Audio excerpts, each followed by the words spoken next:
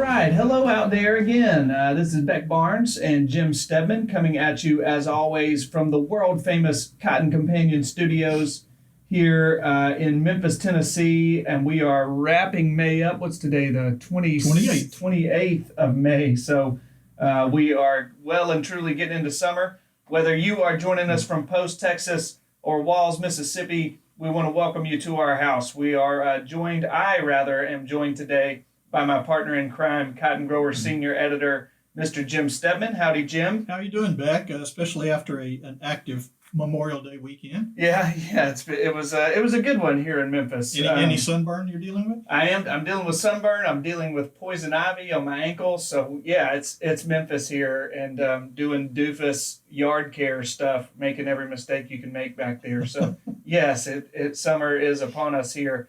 And in fact, we have a rare, at least for our corner of the Cotton Belt, a rare week of dry weather. So I know that our farmers here in the Mid-South are rejoicing over that, because the flooding here in the Delta region of the Cotton Belt, especially further south, has been a real headache and a serious matter. So we're happy to have some dry weather. With that, of course, we got higher temps. We've been in the 90s. I know if you are the Steadman family, that means a faulty air conditioning unit. Absolutely. Right. As usual. Right. As usual. Right at the worst time as temperatures soared into the 90s over the Memorial Day weekend. So keep Jim and his family in your thoughts, dear listener. I know he's getting that sorted out today. So anyhow, before we get started, we want to have a quick word from today's sponsor, Enlist. This episode of Cotton Companion is brought to you by the Enlist Weed Control System. Ready to help you control tough weeds with 2,4-D choline featuring inherent low volatility.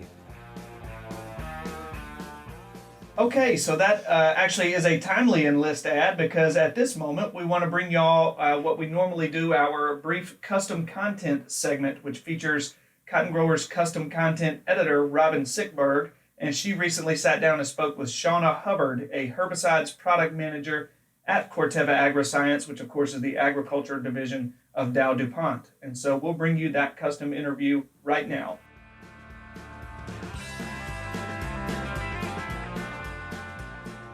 Hello, I'm Robin Sitberg, Custom Content Editor for Meister Media Worldwide, publisher of Cotton Grower Magazine. I'm here today with Shauna Hubbard, Herbicides Product Manager at Corteva Agriscience, the agriculture division of Dow DuPont. Shauna, welcome to the program. Hi, Robin. Thanks for having me. As crop stages progress, we're often moving quickly in season to make herbicide sprays. So what, in your opinion, should applicators remember as they plan their weed control passes? When we get going like crazy out there, it can be tempting to plow right ahead, but it's good to sometimes take a beat and complete our prep work that can save us headaches and rework down the line. It's good to just remember to cover our basics on weed control. Spraying when weeds are small and actively growing, and making sure that we're still actively assessing the pressure and weed species in the particular fields that we're targeting.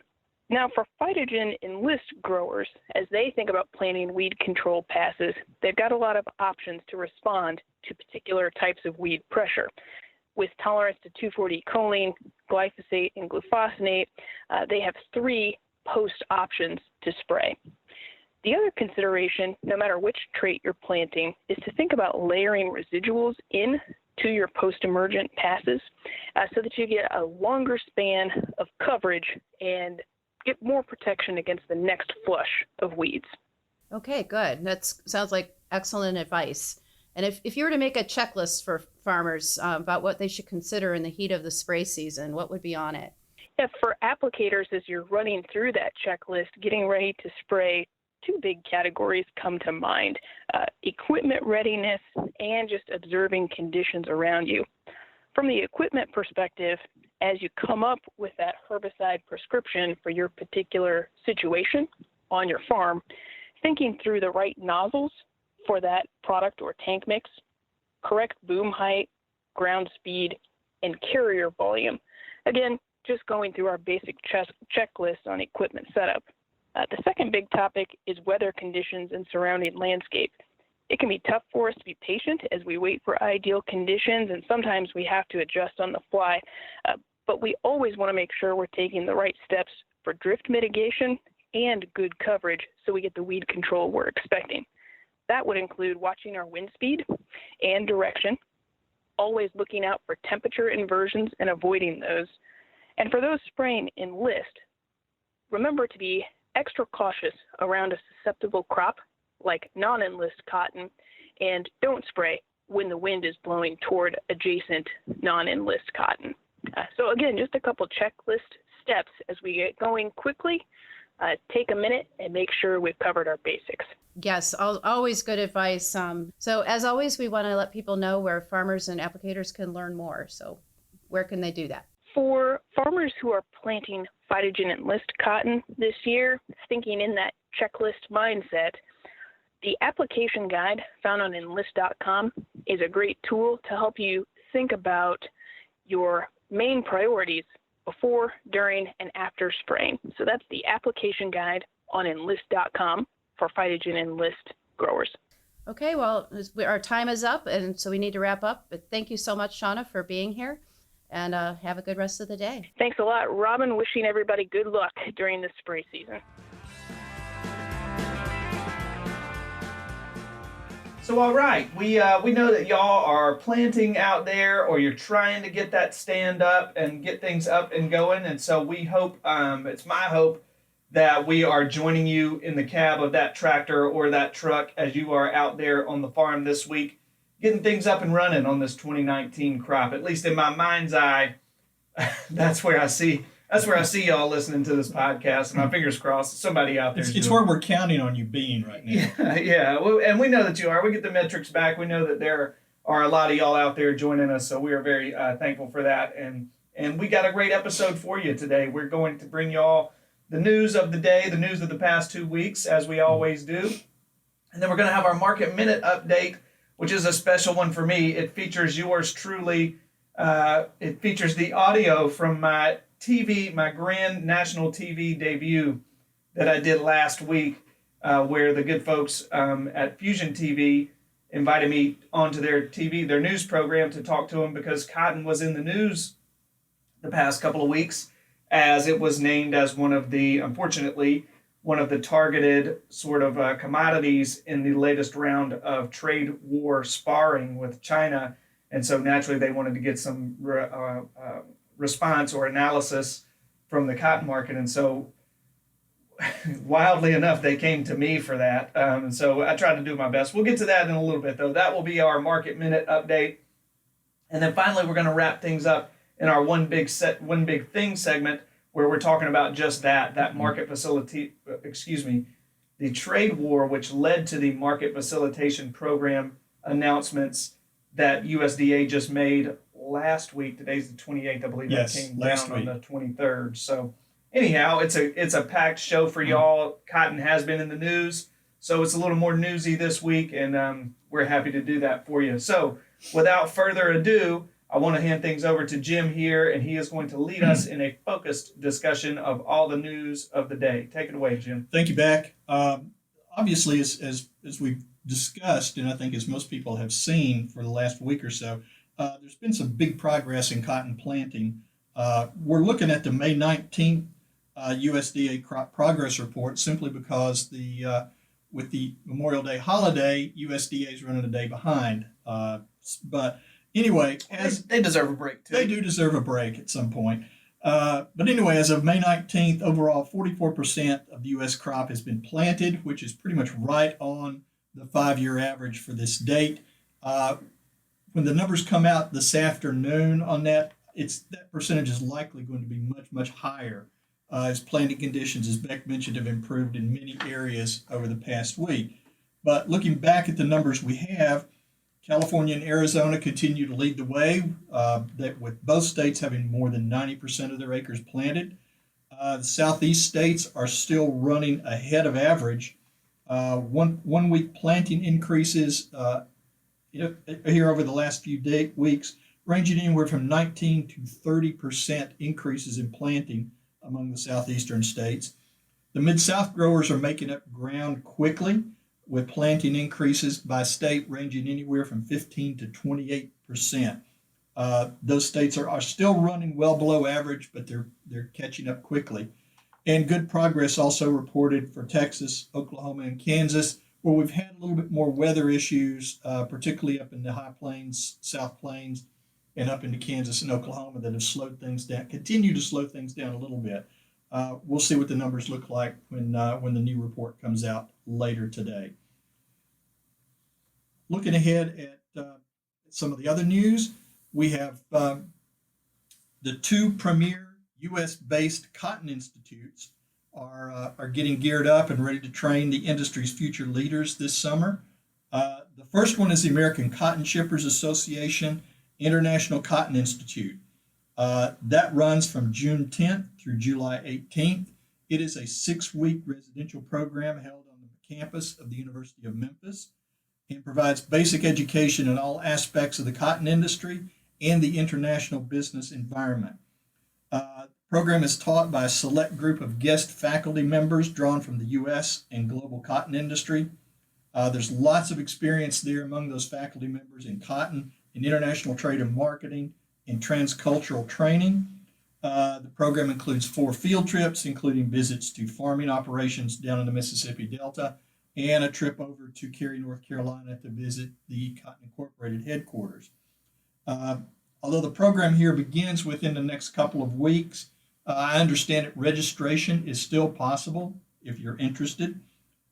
Information on registration and details on the program and the curriculum can be found at bf.memphis.edu/cotton. That's bf.memphis.edu/cotton. If I can make a brief plug for that Memphis school, I have had buddies of mine, especially when we were just kind of post-grad right out of college, who were farmer friends of mine from the Mississippi Delta who went through that program and thoroughly enjoyed it and learned a ton. So it's not just for international students who are making their careers in, the milling industry or the shipping industry. It's very much for farmers too, or just American folks who are starting their careers in any aspect of the cotton industry. So there's my pitch for our good friends at AXA. But it's true. I mean, I've had friends who loved that program and they took that knowledge and went back to the farm and were that much smarter about their industry because of it. Absolutely. And talking with the folks at the school, they generally run anywhere from 25 to 30 students a year. And these students literally do come from all corners of the world. Yeah.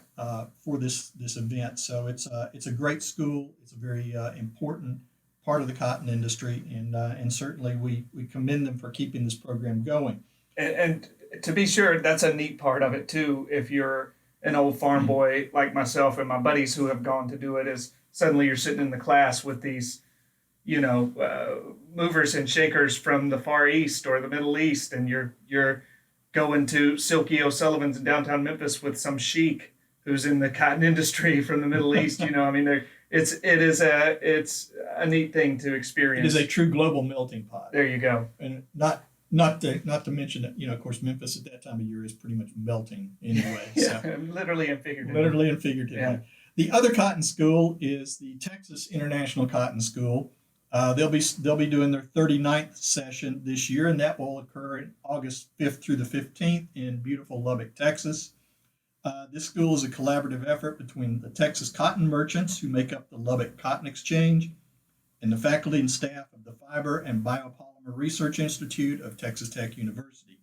This is a 2-week program that features more than 30 experts from across the U.S., students learning about the cotton marketing chain, including seed breeding, farm production, harvesting, ginning, warehousing, merchandising, and textile manufacturing. And for that school, obviously, they're still taking applications. If you want more information, visit it's TexasInternationalCottonSchool.com. But let me spell this out for you because there's some abbreviations. TexasInternationalCottonSchool.com. Another great school. I mean, ditto everything we said about the Memphis program. Excellent folks who have come through that program out there in Lubbock through the years. So, absolutely. And our last news item is, and Beck has kind of alluded to it, and we will revisit it again as we get in deeper into the this episode. Uh, Obviously, the trade and tariff standoff with China is continuing to dominate the news, but two recent announcements out of Washington in the past week have captured the attention and the appreciation of the U.S. cotton industry. As Beck mentioned, on May 23rd, the National Cotton Council expressed the industry's appreciation to the Trump administration for instituting a second round of trade mitigation payments for U.S. farmers. That program is going to be worth up to about $16 billion, I think, are the original estimates on it. NCC Chairman Mike Tate, who was present at the White House for the announcement of the program, said this round of assistance, which is like the first, similar to the first one initiated late last year, will help partially mitigate impacts of the retaliatory tariffs being placed on U.S. raw cotton to China, and will continue to expand provision of funds for export promotion, which the U.S. cotton industry obviously needs to expand markets for the raw fibers. Now, the final details of the program are pending at this point. We don't know what the payment situation is going to be for cotton, and so we're all just sort of waiting to see what those details are going to work out. Obviously, in the middle of this, the NCC is also continuing to encourage the administration to keep the dialogue open with China and help resolve these current trade tensions as soon as possible. A few days before that announcement, the Council also commended the administration for its negotiating with Mexico and Canada to remove the U.S. Section 232 tariffs on steel and aluminum, and with that, the corresponding retaliatory tariffs. That's important, as Mike Tate noted, that while cotton and cotton textile products have not been subject to retaliatory tariffs in these markets, this action represents one of the necessary and significant steps to create a pathway for congressional approval of the U.S.-Mexico-Canada Agreement, or the USMCA as it's known, to get that agreement settled and in place this year.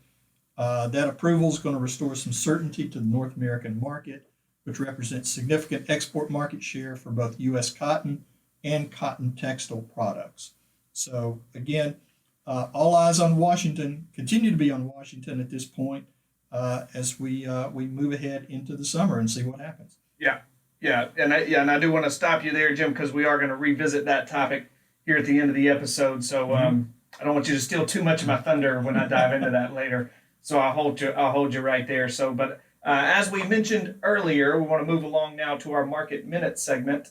And I was telling y'all earlier, I came to work one day, I guess it was 2 weeks ago now, and had an email in my work inbox from a producer from this news program called U-News. Now, that's an English language news program on Fusion TV, which is part of the Univision family. And that's a mouthful, but I want to assure y'all that they are a legit and excellent news program, and they have buku people who watch that show. It's daytime news programming, like middle of the day for most of the Cotton Belt. So anyhow, it's an excellent news program. I was excited. I was overly excited, probably. Yes, he was overly excited to be invited to talk on this thing. This producer is, being very polite, be like, now what time could work for you? Could you do noon? And of course I was like, oh yeah, let me check my schedule. And of course I would have cleared anything off my schedule. This person's asked me to be on national television. So I tried to contain my excitement but was happy to join him, happy to talk to him. The reason I mentioned this earlier, they sought me out because unfortunately cotton was in the headlines 2 weeks ago or last week too. I believe it was a Friday. We were in Willoughby the Friday. Yes. So that would have been, what were the dates that we were there? It was early May. Or it would have been the first week in May. First week in May, where Trump had circled that Friday as a deadline where he was going to ratchet up some of these tariff percentages to like 25% on that Friday. Well, Monday or Tuesday of the following week, the Chinese had retaliated. And unfortunately, cotton was in the crosshairs of that retaliation. And so suddenly we were thrust into the spotlight. And I think, I want to give good context here. I think the reason these people were seeking out someone familiar with the cotton industry is predominantly because they are interested in how farmers who are, and again, I'm trying to tiptoe through politics here, which is a loaded minefield, but they consider farmers, rural Americans, to be firmly in sort of Trump supporting country. And so they're gauging the reaction. They want to know, like, were you guys getting rankled by, were you rattled by these trade disputes? And so, and that is an interesting topic. I don't want to frame, I think that these news producers they come from a decent and respectful place when they are asking that question. I don't think this is a, old news media slant or anything like that. But so it was a tough question for me to answer because I know that y'all's reactions are nuanced to this thing. So I say all that to set up this interview. I want y'all to listen to it and decide for yourself whether you think I did a decent job answering that very tough question. And just know I tried my best. I hope you don't get too mad at me. Give a listen and judge for yourself how I did as we go to this interview that I did with Andrea Linares of the U News television program. Go to that now.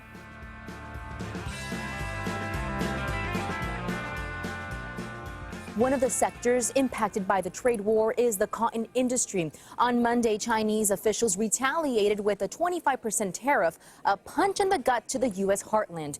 We're joined now by Beck Barnes. He's the publisher and editor of Cotton Grower magazine. Beck, thanks so much for joining us today on U News. Thank you, Andrea. It's my pleasure. So what are the effects of this latest round of tariffs? Because I understand cotton growers were already impacted by tariffs imposed last September. Yeah, it's been a tough go. I mean, I would say that short-term impact of this most recent sort of round of tariff negotiations, if you can call them that, is that cotton prices have really suffered. I mean, I believe they settled yesterday somewhere in the mid-60s, around 66 cents, which is not a sustainable commodity price for cotton farmers. It's an expensive crop to grow, and to put it frankly, 66 cents is not going to cut it for most cotton farms to be able to scratch out a profit with this crop. And it's a difficult time for them because May is planting time. They're trying to decide which crop to plant, which they can, pencils out the best for their profits. And soybeans have already been impacted by this trade war. So it's, a lot of them are kind of running out of options in terms of how to make a profit in 2019 on the farm. What would you say could be the long-term effect of this trade war on the cotton industry? Yeah, so absolutely. When you talk about long-term, the Chinese, that's where most of the milling in the world gets done. So to put it briefly, we send them raw cotton and they mill things and make clothing and towels and whatnot for the world. So from the Western Hemisphere, because of the seasonal nature of growing cotton, half the year they will get source cotton from the United States. The other half of the year, they will source it largely from Brazil in the Southern Hemisphere. And so what we've seen is that as they've turned increasingly to Brazil, they are strengthening the industry down there. For the longest time, American cotton has been preferred primarily because Brazilian cotton had older and not as sound infrastructure in terms of roadways, in terms of their ginning infrastructure down there. And now that the Chinese are turning to them with greater frequency, they're making those investments, and the Brazilian industry is really being strengthened by this U.S. trade war. And so, in effect, we are strengthening our number one competitor, and that is going to have long-term effects on this industry. I mean, that's after prices recover. If a trade deal gets done tomorrow, things will be great. Prices will shoot back up. But 10 years from now, we are going to be competing against a stronger Brazil because of what's gone on recently with this trade war. Now, the largest growers of cotton are Texas and Georgia. We actually have a map to take a look at this. And now these are states that supported President Trump. Do you find it ironic that these individuals supported the president and now this is taking place in regards to the tariffs? Yeah, I don't know that I would say ironic. I know that, there's no secret this is Trump country. These farmers are largely rural, obviously rural Trump supporters generally. And so I think it's, the Chinese are smart with this trade war. I mean, they've made no bones about it. They have targeted what you would call Trump country with a lot of this posturing and maneuvering that they've done. As far as how that's being received in the southern half of the United States, in what you might call Trump country, a lot of these areas, there is some grumbling and there is frustration with how this is being handled. I think there are a lot of farmers who are kind of questioning the wisdom, or I shouldn't say a lot. There are certainly starting to be some farmers who are questioning the wisdom of this trade war about, what is there to be gained if a deal is struck. There's a feeling that it will only recover prices to where they should have been already had there never been a trade war. So, they are they're frustrated, but I certainly would not ever say that they are abandoning Trump or turning away from Trump for how his handling of this. There's certainly a large portion of cotton producers out there who support this, who frame it as, if you question Trump now, you are really abandoning the cause. You're siding with the Chinese to be abandoning your support of Trump right now. So it's there's mixed feelings, and that's a new thing. It's the first time I've heard people kind of grumble and question Trump in this part of the world, but I would not say that they are abandoning him by any means. Well, the frustration may only be beginning for many people. Thank you so much, Beck Barnes of Cotton Grower Magazine. We know that the White House has designated a huge amount of money to help out these individuals, these farmers, but some people say that it's simply not enough. Thanks so much for your time, Beck, today. Hey, thank you.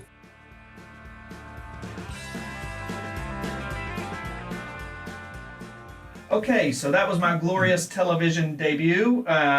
Mercifully for y'all out in listening via podcast, you didn't have to see my mug. It was actually a video interview that I did over Skype on my computer and had to position that camera just so the national TV audience didn't see how messy my office is. It was a lovely split screen image, by the way. Yeah, sure. Yeah, well, I will say that I do not have a face for TV, so anyhow. That's the reason we do audio podcasts. Exactly. That's why you guys listen to a podcast. Yes. So anyhow, we are thankful to those folks at Fusion TV for allowing us to use that audio and for inviting us on. I'm happy to talk about the U.S. Cotton Belt and y'all folks who we have nothing but the utmost respect for anytime they would like to talk to me about that. Never know, man. This might become a regular side gig. Who knows? Maybe I got to polish up on my Spanish if I want to go further with the even though that's an English language network, their audience is largely English-speaking Hispanics in the U.S. So anyhow, or maybe we should just build a backdrop behind you that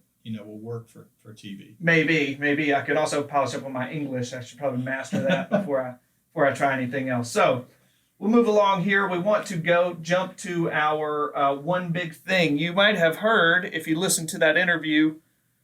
Andrea was talking about.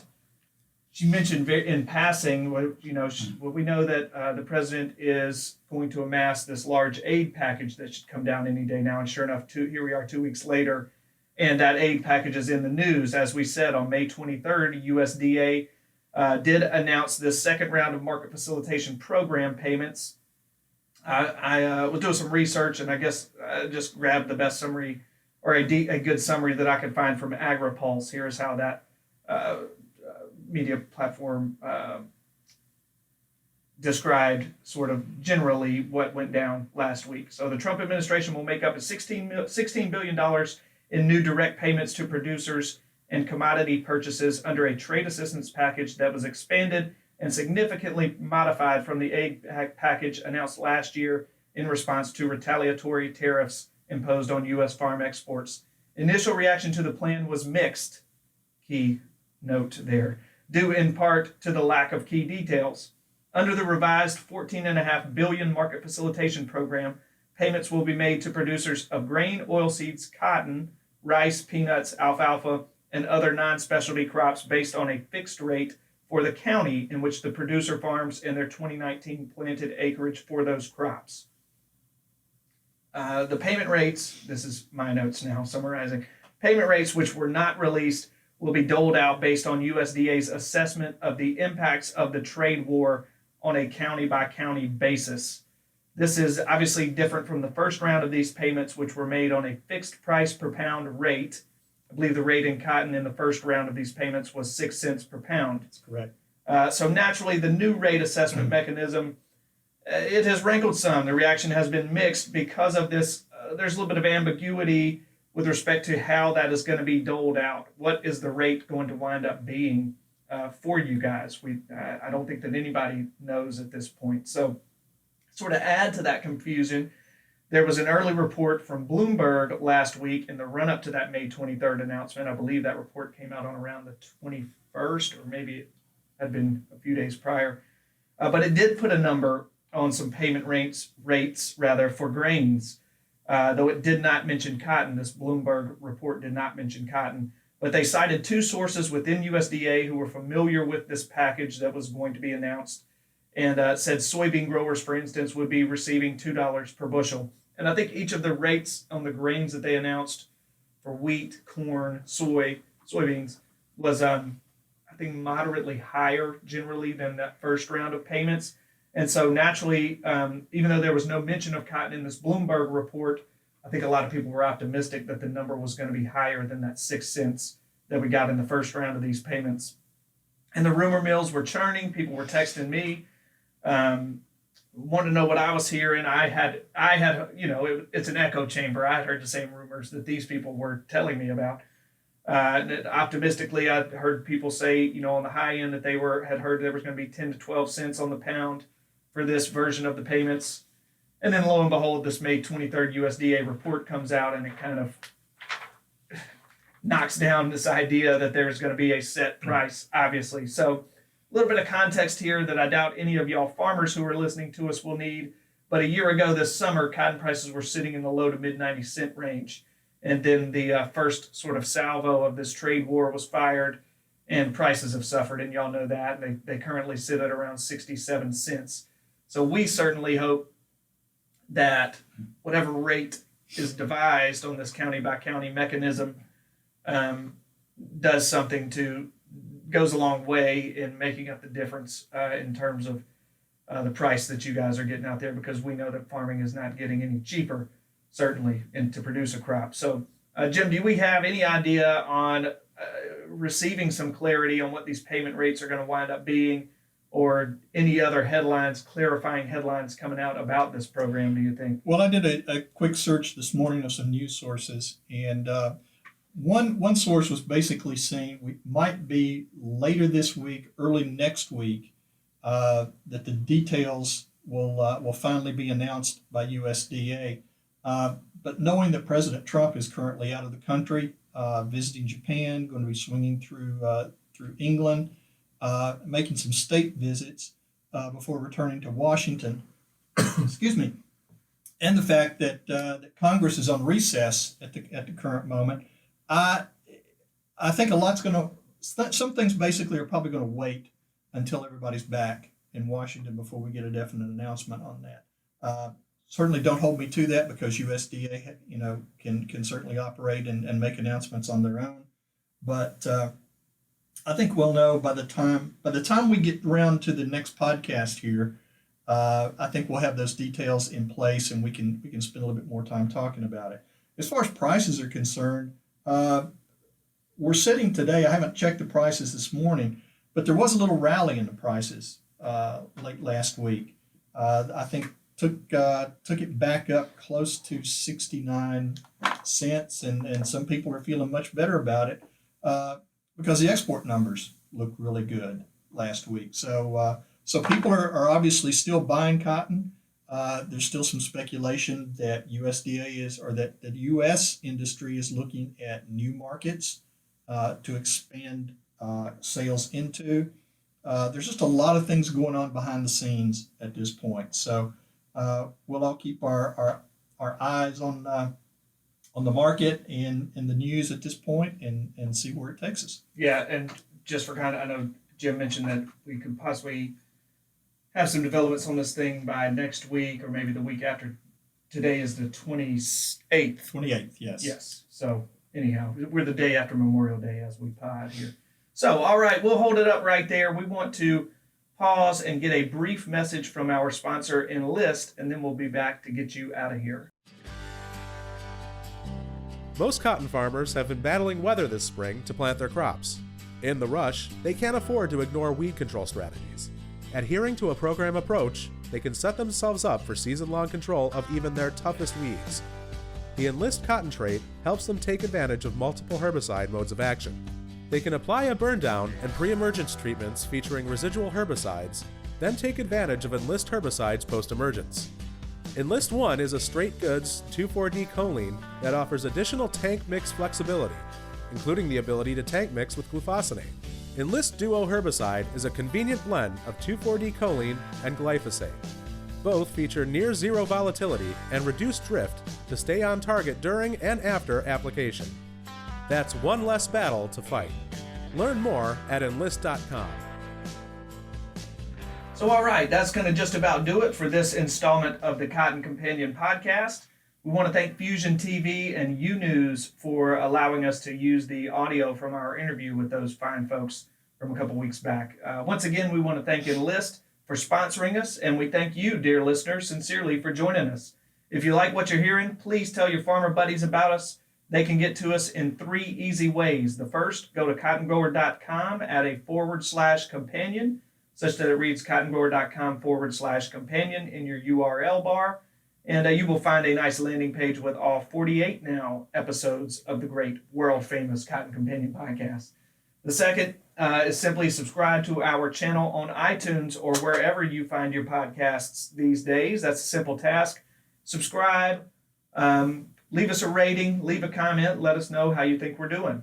The third way, the best way to make sure you receive each episode of the Cotton Companion is to sign up for our weekly e-newsletter, the Cotton Grower e-news. You can do that by going to www.cottongrower.com/subscribe, and you'll follow the easy steps you see there. Finally, make sure you're following us on social media. We are at Cotton Grower Mag on Twitter, and on Facebook, you can find us by simply searching for Cotton Grower Magazine. We have posted a lot of stories there first, so be a good informative follow for you on social media. We hope that you are enjoying our latest issue, which at this point would be still the April issue. May-June will be hitting your mailboxes. May-June is a combined issue that will be hitting your mailboxes here in another full week or so. So, this podcast is produced by the great Tyler Hatch. He works at the mothership Meister Media Worldwide in beautiful Willoughby, Ohio. My name is Beck Barnes, and I will be back with you in 2 weeks for the next episode of the Cotton Companion. For now, on behalf of my own Cotton Companion, Jim Steadman, we wish you and your operation all the best.